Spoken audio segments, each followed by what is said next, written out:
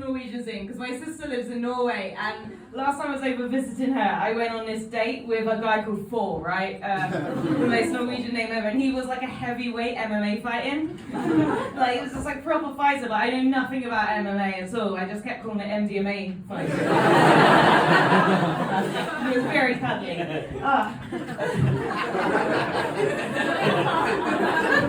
Ideas are lovely. I should explain why I walked on stage with the world's sexiest instrument. Basically, I do comedy, but I'm also a trombonist, and I've just been on tour with this orchestra right around Europe. Oh, lovely. Do you remember when we were part of Europe? But like, I'm quite a smiley person. Like, after 11, if you can have a coffee, like, I'm fine, but in the morning I'm not. Like, I'll rise, but I refuse to shine. And I've got this tour manager who's just evil and kept booking us on flights really early, and we had a flight out of Dublin at 4:30 a.m. Yeah, so at 2 a.m. we had to get a whole orchestra and our instruments through security. It's so hard to get your trombone when you're worried about the vibrator stuffed and up the bell. I was getting fully searched by this older guy, and he was looking at me, he was looking at the trombone, and he was just like, "Do you really play that?" I was like, "Oh, come on, dude, I bet you wouldn't have asked a bloke that." He was like, "Oh no, you've got me completely wrong. It's just that we're Irish and we really like a tune. If you want to save it up, please give us a tune." So I'm hungover, and I'm looking at a guy, he looks like my granddad from Galway, and I was like, "Oh, fuck it."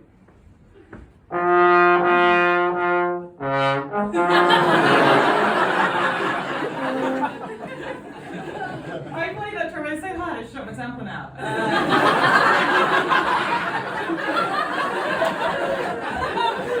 You know what I mean? You only giggle and move a centimetre.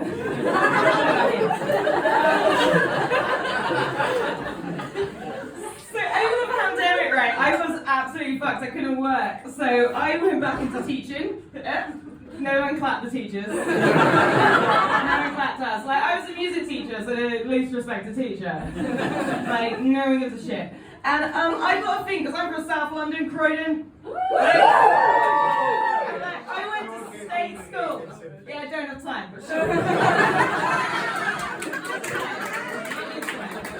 Like, basically, I'm from Croydon, and I only want to teach in state schools, right? Like, because I want to give back. I think the arts is elitist.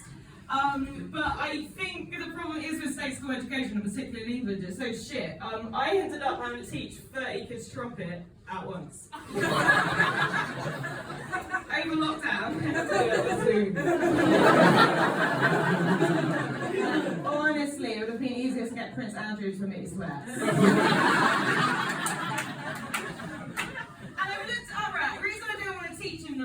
The private schools, there's only 7% of the entire UK population is privately educated, but that's the media, the government, judges, usually the majority of comedy lineups. And like, I don't want to be responsible for giving the next future generation of Tories the gift of music. Thank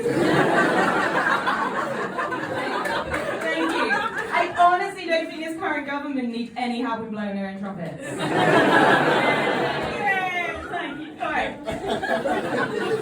So since we're getting on quite well, I'm going to tell you something I'm a bit embarrassed about. So you know, I was raised Catholic, so the only thing I was taught to enjoy is shame. So over the pandemic, I got out of a long-term relationship, so I was living by myself, and I became like teenage Faye. Like during that lockdown, I smoked a lot of weed, and I spent a lot of time with myself. Basically, I wanked so much I gave myself a crush.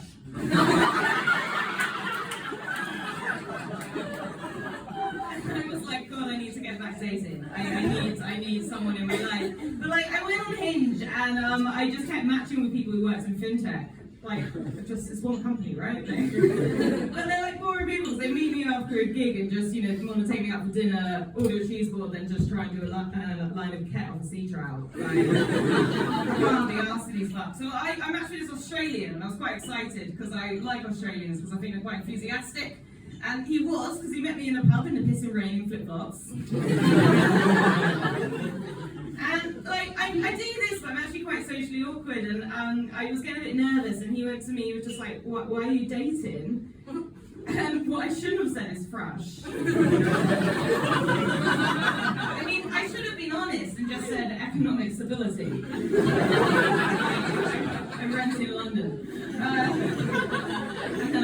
Edinburgh in summer. Oh, God. But, like, I was getting a bit nervous, and I was just like, okay, guys, I was just asking him about himself, and I was just like, what do you do, mate? And he said very proudly, I design doorknobs. Yeah, right? Well, I've looked it up. Doorknob design hasn't changed since 1814. I don't have a fucking clue what this guy does. But, you know when you're on a first date, right, and you get to the third drink, and you're like, always? And like, he wasn't picking up on any of my, like, just, I thought, quite obvious cues. So we got to our fourth pint, and I was just like, Faye, you just have to be really upfront with this. So I was just like, dude, what music do you like to have sex to? Like, I'm someone who likes fucking to like late 90s R&B. And he was like, yeah, I like fucking to ska.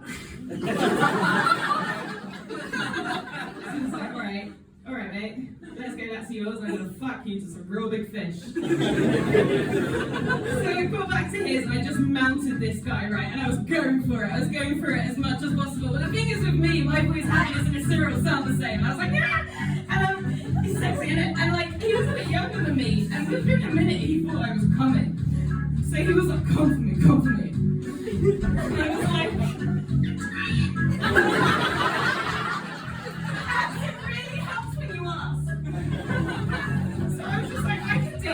so basically, I was just like, I'm going to shut my eyes and just get myself off. And imagine he's Clark Kennedy from Neighbours. That's what I'm making it. So I'm going for it, he's going for it, I'm going for it, he starts really going for it. And then this guy started making higher pitched sex noises than me. Yeah, it was like I was in bed with Minnie Riperton. Okay, if you don't know who she is, she's the lady who sang my song. Loving you. It's easy, 'cause you're beautiful. Making love to you is all I wanna do. So I'm just going, la la la la la.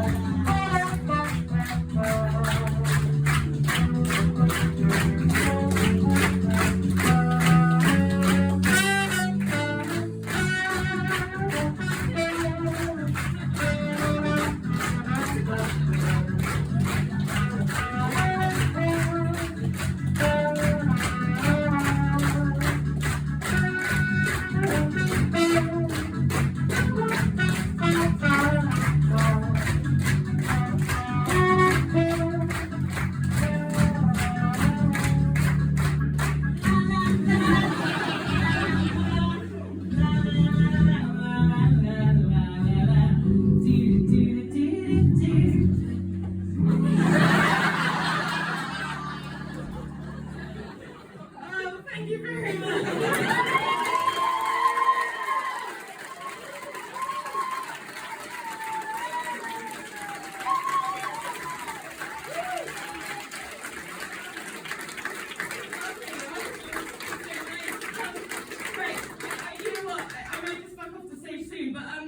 I'll tell you what I did do in preparation for my next date with him.